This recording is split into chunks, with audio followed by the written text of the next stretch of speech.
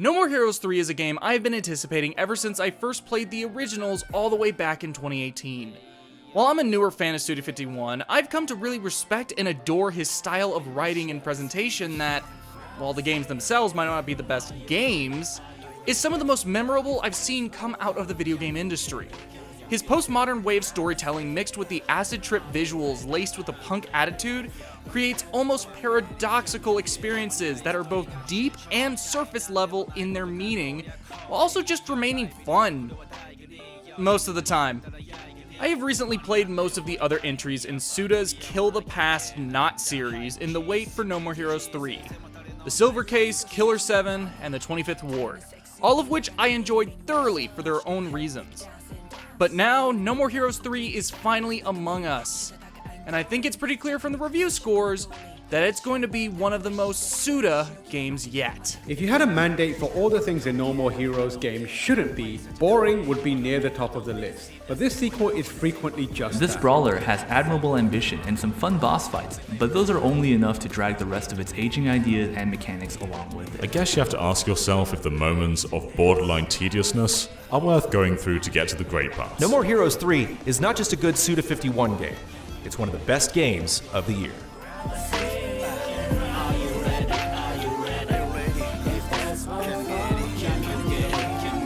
So I boot the game up, and the first thing I do is pick a difficulty setting. Since it's been years since I played No More Heroes 1 and 2, I figured the best way to get myself back into the mindset is to put it on the hardest difficulty possible and throw myself into the fire.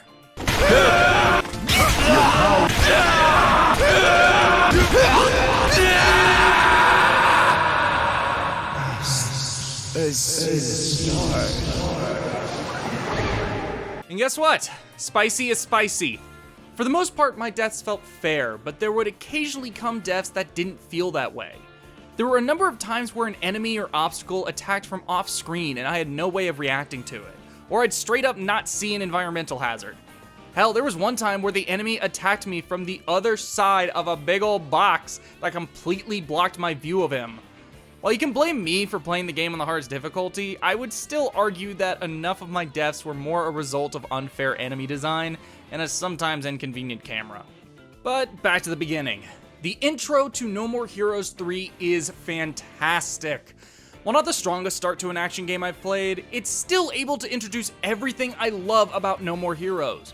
You start with a rumination on Travis's past relationship with the video game Deathman, where he laments the fact that he never got to learn the truth behind the game's main character. It's followed up by the phenomenal goddamn superhero animation that was first shown in the Game Awards all the way back in 2019, and it's still just as captivating and surprising with how it subverts your expectations as it was back then. Afterwards, we learn the current state of Travis Touchdown and where he is in life. Back in the No More Heroes motel, living a slow and boring life. He broke his neck, but don't worry, it gets better. Travis isn't living alone, however, as both Shinobu, a newly revived bad girl, and Badman live there as well. Meanwhile, Dr. Juvenile works as what I'm assuming is an AI in Travis's death glove that also runs the laboratory underneath the motel. Hey, did you play Travis Strikes Again? I hoped you played Travis Strikes Again. Travis Strikes Again is a highly underrated game that every No More Heroes fan should play. Why didn't you play Travis Strikes Again? Go play Travis Strikes Again. They'll help you understand what's going on in No More Heroes 3. Kinda. I'll touch on that later. The following tutorial section ends off with a boss fight that leaves a strong first impression, though the audio in the cutscene following the fight was out of sync for me. You have managed to take down the number 10 ranked Black Hole. And you have been recognized as number 10 in the galactic rankings. Number 10 in what rankings? I don't know if that was the case for anyone else, but yeah. This whole introductory sequence delivers everything I was wanting out of this game. The characters I've come to love, a strong main antagonist, which in my opinion is a first for the series, that wacky sense of humor and solid action gameplay, and the introspective monologues that come off as nonsense but have a relatability to them. The story in No More Heroes 3 is pretty straightforward in the beginning, but as it goes on, more and more twists are introduced that keep the journey from becoming repetitive and formulaic. I won't spoil some of the bigger moments here, but the game is able to keep things interesting so far on a story level. When it comes to the characters, I love basically every one of the protagonists. I've come to realize that I love Suda's characters in the same way I love the characters in Devil May Cry. These characters aren't the most fleshed out, and on the surface they're nothing more than cliched character archetypes, but it's when you dig deeper you realize that there's more to them than it seems. Something more human and relatable about them, no matter how absurd their premise might be. Unlike past games, you don't fight 10 ranked assassins, but rather 10 ranked aliens who are claiming to be superheroes. Fu is easily the best antagonist in the series, and potentially my favorite antagonist Suda has made. He's just as charismatic as he is frightening. Both his and all of the alien designs are creative and unique, bordering on garish, but never crossing that line. A major difference between the goddamn superheroes and the rogues gallery of past games is the connection they all have. In No More Heroes 1 and 2, the assassins at most knew of each other, and weren't exactly comrades, nor were they friends. This time, all of the guys know and interact with each other. Interact with Fu. It helps give each one of the villains more of an identity and adds to the build-up, something a number of the assassins of old never really got. As I joked about previously, the game seriously does expect you to have played all of the past games in the series, but especially Travis Strikes Again. Characters will appear and events will be referenced, and at no point does the game explain any of it. I will, however, say it doesn't hurt the plot of No More Heroes 3. It can just make certain scenes lose some of the punch. The plot is still easy to follow and understand, though that could just be the fact that I'm coming off of having just marathon 3 of Suda's tentpole games, where shit just kinda happens and it's just expected. Just go with the flow and you should be fine. Just enjoy the ride. Think about it later. Another reason you really should have played Travis Strikes Again is the fact that No More Heroes 3 is more of a sequel to that game than the first two in terms of its gameplay. Rather than your attacks being divided up between up tilt and down tilt attacks, you instead have a standard and strong attack, as well as a jump, dodge, and lock on. Personally, I can go with either system, though I prefer how this plays almost exclusively due to the implementation of death skills. Death skills carry over from TSA, and while I wish I could mix and match different skills to vary up my attack strategy like in TSA, the ones available are fun to use and allow for strategizing in battle. Death Force throws an enemy into the wall, leading into a death kick so I can teleport directly to them, followed by a Death Rain to cause consistent damage over time, and then seal the deal with Death Slow to reduce enemy speed while I hack away at their health. It can get a little repetitive, but it's still a fun strategy that I vary up from time to time. The boss fights are all incredibly creative, though I feel like they're somehow easier than the rest of the game.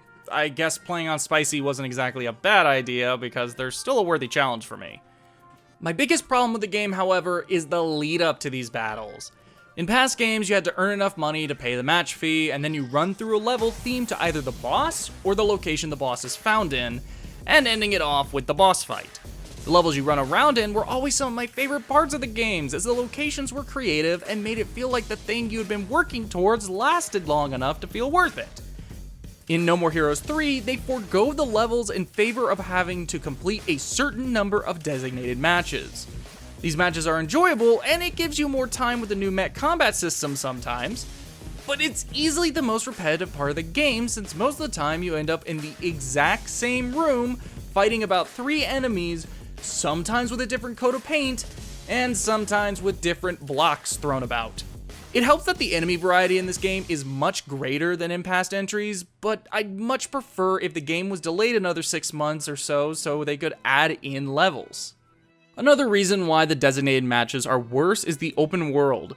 While it's much bigger than the one in No More Heroes 1 and there's more to do and explore, it's still just as bland and tedious to run around.